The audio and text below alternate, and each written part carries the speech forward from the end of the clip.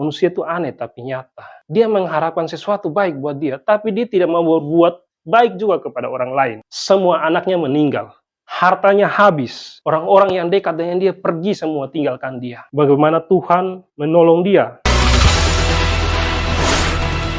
Bapak-Bapak Saudara yang terkasih, malam hari ini kita akan membaca Mazmur 107 ayat 17 sampai 22. Sebelum kita membaca dan merenungkan bersama, mari kita berdoa. Terima kasih ya Tuhan buat nafas kehidupan pada malam hari ini Tuhan, yang Engkau kuduskan bagi kami untuk dapat beribadah, memuji dan memuliakan nama-Mu Tuhan. Saat ini kami akan membaca dan mendengarkan firman-Mu Tuhan. Kiranya Roh Kudus-Mu menerangi hati dan pikiran kami, agar kami dapat menerima dan memahami firman-Mu ya Bapa. Terima kasih ya Bapa. Dalam anak-Mu Yesus Kristus kami berdoa. Amin. Ayat 17, ada orang-orang menjadi sakit oleh sebab kelakuan mereka yang berdosa dan disiksa oleh sebab kesalahan-kesalahan mereka.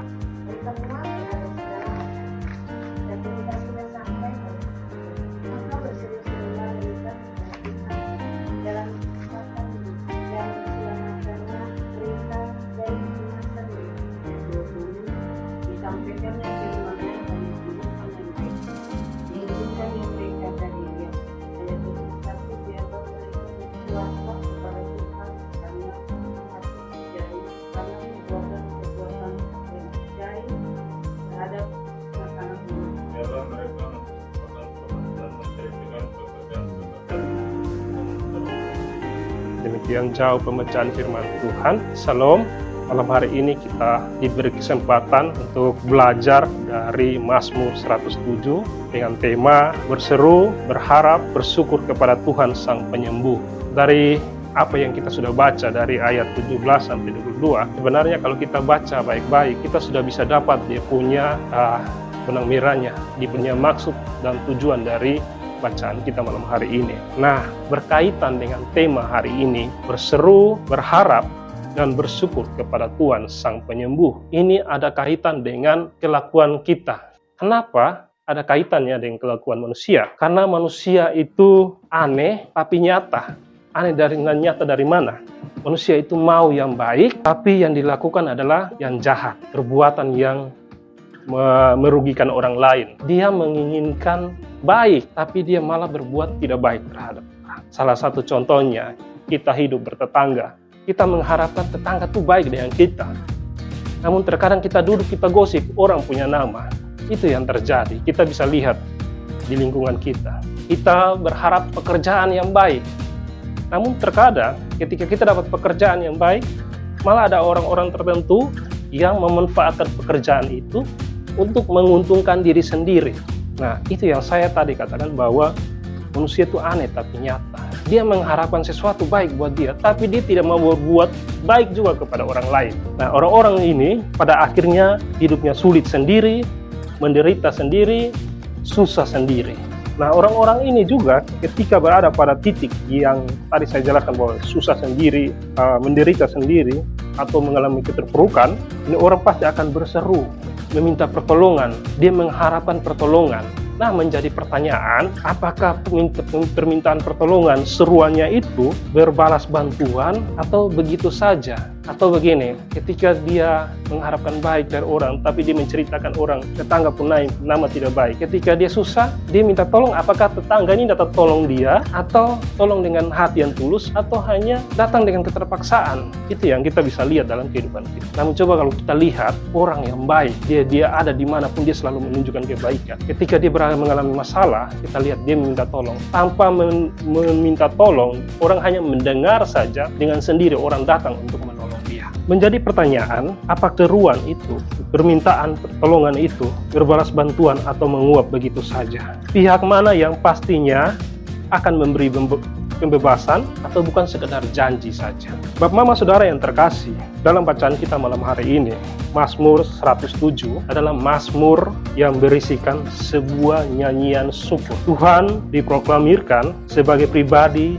yang bertindak menolong umatnya. Mazmur merasakan dalam kehidupannya bagaimana Tuhan menolong dia melalui berbagai kesulitan di dalam hidupnya. Jadi bacaan kita bagi ini adalah nyanyian Mazmur, bagaimana Tuhan menolong dia. Nah, Mazmur 107 ini juga secara keseluruhan berisi tentang nasihat kepada orang-orang yang telah ditebus, orang-orang yang tertebus, yang telah ditolong dari situasi yang genting, situasi yang parah, situasi yang berbahaya, situasi sakit. Itu nasihat kepada orang-orang yang mengalami masalah. Mazmur menggunakan 4 contoh untuk melukiskan bahwa Allah menanggapi kesulitan-kesulitan ekstrim umatnya manakala mereka datang dan berdoa kepada Tuhan. Dalam bacaan kita dari ayat 17 sampai 22, dalam ayat 17 sampai 20 itu memaparkan jenis orang yang mengalami kesulitan karena kesalahan sendiri. Jadi bagian 17-20 itu menjelaskan orang-orang yang mengalami dosa karena perbuatan sendiri. Nah, orang-orang ini mereka berbuat dosa dan merusak dirinya sendiri. Ini adalah orang-orang yang menghancur diri sendiri dan mereka sah karena perbuatan dosa mereka. Contohnya, orang-orang ini nih, orang tahu bahwa narkoba itu tidak baik, tapi dia memaksakan dia pakai narkoba. Dia tahu korupsi tidak baik, tapi dia korupsi. Ini orang-orang ini karena mereka telah menjadi bebal. Bebal dalam Alkitab bukanlah berdosa biasa, melainkan mereka yang secara destruktif berfokus pada diri sendiri, menipu diri, dan kecanduan atas kehidupan duniawi. Ini yang kita bisa lihat orang ini. Orang berdosa karena perbuatan diri sendiri. Mereka sudah tahu bahwa itu dosa, tapi mereka buat. Bapak mama saudara yang terkasih, orang-orang seperti ini yang telah berdosa karena perbuatan diri sendiri, ketika mereka berseru kepada Tuhan dengan hati yang tulus, dengan mau hidup yang baru, maka ia akan diampuni dan Tuhan akan membebaskan mereka dari kesulitan yang ada. Karena firman Tuhan yang disampaikan diterima dan terjadilah penyembuhan serta peluputan dari kuasa maut. Itu yang terjadi. Nah, bagian ayat yang ke-21 dan 22. 21 dan 22 ini menyatakan nasihat untuk mereka yang telah disembuhkan dan diselamatkan harus memuji Tuhan dan mempersembahkan korban serta bersaksi tentang kebaikan Tuhan yang sudah mereka alami. Bapak mama saudara yang terkasih, bagian 21 dan 22 ini kalau kita lihat dalam kehidupan kita kebanyakan tidak terjadi. Coba kita lihat orang-orang yang sakit. Dia ketika berdoa minta kesembuhan, dia berdoa sungguh-sungguh. Coba saat dia sudah sembuh, apakah saat dia berdoa sungguh-sungguh itu ada? Malah dia melupakan namanya berdoa. Dia melupa untuk perintah Tuhan ya, untuk apa di sini? Memuji nama Tuhan, bersaksi tentang Tuhan. Dia lupa akan hal itu. Atau orang-orang yang sudah dapat berkat, selama hidupnya dia belum dapat pekerjaan, dia berdoa minta Tuhan untuk memberikan dia pekerjaan. Nah, ketika dapat pekerjaan, dia lupa bahwa Tuhan yang memberikan dia pekerjaan. Dia lupa untuk berdoa, dia lupa untuk memuji nama Tuhan, dia lupa untuk bersaksi tentang Tuhan. Itu yang kita dapat di sekarang. Nah, ketika apa yang kita minta, kita lupa akan Tuhan. Jadi ayat 21 dan 22 ini menyatakan nasihat untuk orang-orang yang telah disembuhkan atau diberkati atau diselamatkan harus memuji Tuhan dan harus mempersembahkan korban serta bersaksi tentang kebaikan Tuhan. Dan kok kadang-kadang mama doang ya saya lihat bahwa ketika duduk dengan sesama mama bukan cerita kebaikan Tuhan, kebaikan dengan mereka, kadang cerita dengan tetangga, satu punya ini salah, satu punya itu yang kurang. Atau bapak-bapak ketika duduk lebih menceritakan kehebatan salah saya jago minum ini, saya jago dalam hal ini, tapi tidak pernah menceritakan kebaikan Tuhan di dalam dirinya. Itu yang kita bisa lihat dalam kehidupan kita. Bapak mama saudara yang terkasih, dari firman Tuhan pada malam hari ini, firman Tuhan ini mau mengajar kita dua hal.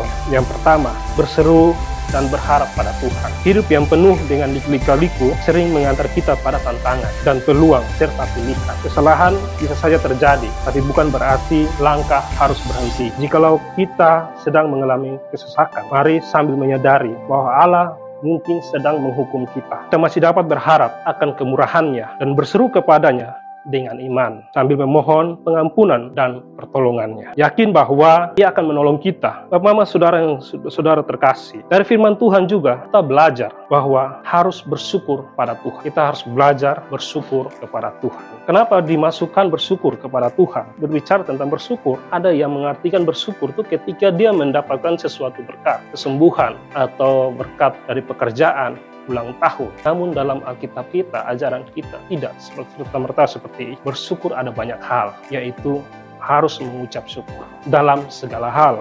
Artinya, ada atau tidak ada masalah, diberkati atau tidak diberkati, senang atau susah, dan sebagainya, kita harus tetap bersyukur kepada Tuhan. Apalagi sampai sekarang kita masih bisa hirup nafas, kita masih bisa bangun pagi dengan kondisi yang segar, kita masih bisa lihat matahari, harusnya kita selalu mengucap syukur. Contohnya, yang paling mudah, yang kita ingat, salah satunya dalam Alkitab, yaitu kisah hidup Ayub, yaitu bagaimana Ayub menyikapi penderitaan berat yang ia alami. Dalam satu hari, Ayub ini mengalami kepedihan. Semua anaknya meninggal, hartanya habis, orang-orang yang dekat dengan dia pergi semua tinggalkan dia. Bahkan istrinya menyuruh dia untuk mengutuki Allah. Tak ada manusia yang menderita begitu berat seperti Ayub.